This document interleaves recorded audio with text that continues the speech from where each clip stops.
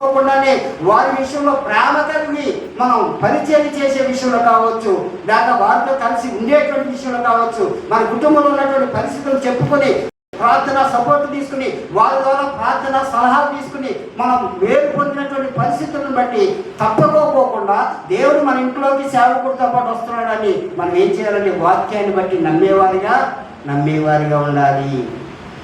నా సేవకుడిని చేర్చుకుంటే నన్ను చేర్చుకున్నట్టే అనేటువంటి మాటను మనం నమ్మినప్పుడు, విశ్వసించినప్పుడు తప్పకోకుండా మనం ఏం చేస్తామంటే ద్వారాలు తెరవబడినట్లుగా సేవకుడు ఎప్పుడు వస్తాడు మా ఇంటికి, సేవకుడు ఇప్పుడు ప్రార్థన చేస్తాడు. మీలో చాలామంది మీరు ప్రార్థన చేసుకోవట్లేదని నేను అన్నాం. వ్యక్తిగతంగా మీరు చేసుకోవాల్సింది ఇప్పుడు మీరు ప్రార్థన చేసుకుంటున్నారు. కానీ ఏ దినమైనా కానీ సేవకుడిని పిలిచి ప్రార్థన చేయించుకునేటువంటి అనుభవాన్ని కోల్పోతున్నారు మీలో చాలామంది. ఒక దినాలు మీయే, లేకపోతే ఇంకోటి మీదే సేవకుడితో అవసరం లేనటువంటి రీతిగా ఉంటున్నారు. లేదు లేదు లేదు లేదు దేవుడి పిలవగా వచ్చినటువంటి సేవకుడిని పక్కన పెట్టకూడదు.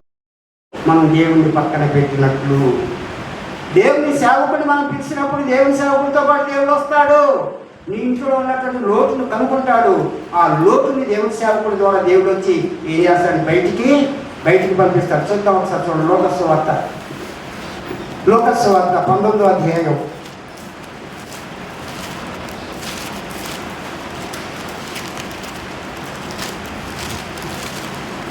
5వ వచనం.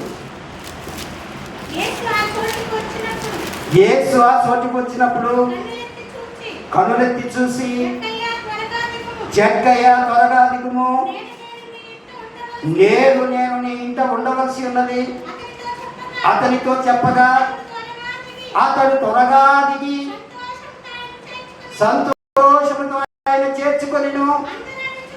అందరూ అది చూసి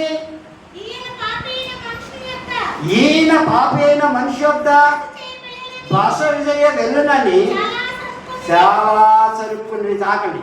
చూడండి, ఇక్కడ ఈ సందర్భం చూస్తే 5వ వచనం దగ్గర యేసు ఆ ప్రాంతానికి వచ్చినప్పుడు జక్కయ్య అంట ఆయన చూడటానికి మేడి చెట్టు ఎక్కారు.